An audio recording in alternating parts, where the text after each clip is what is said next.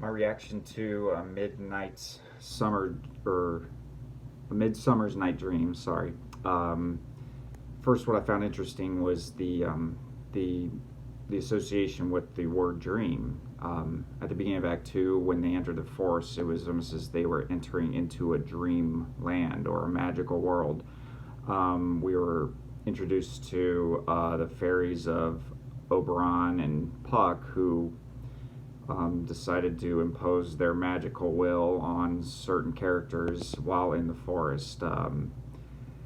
And These were more apparent after leaving the forest.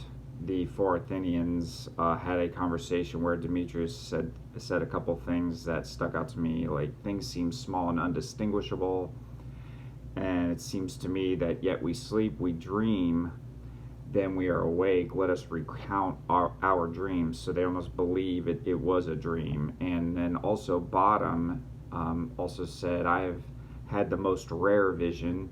I have had dream past the wit of a man. Say what dream it was.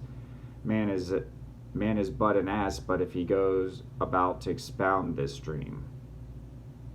A couple values would be the power of love. It's difficult, and as we can see, it's uncontrollable, even with the power of potions.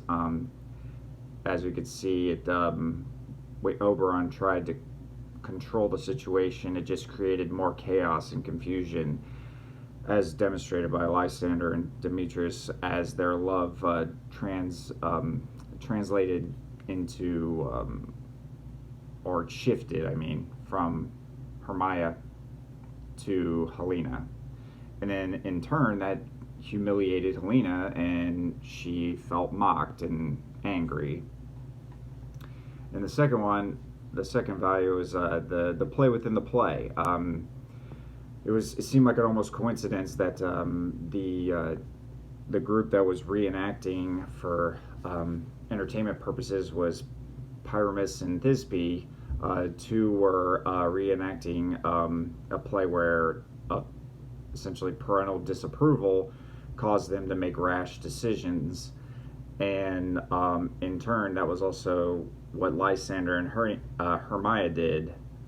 And I didn't really make this association until I actually looked it up, because I didn't understand what their reenactment was supposed to be.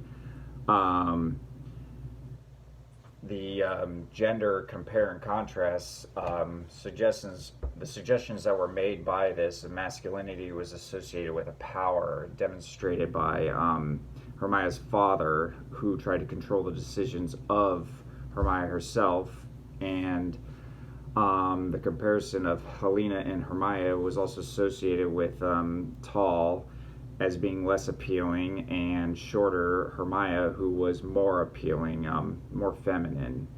In the casting, the male characters were played by mature men, and the female characters were represented by boys.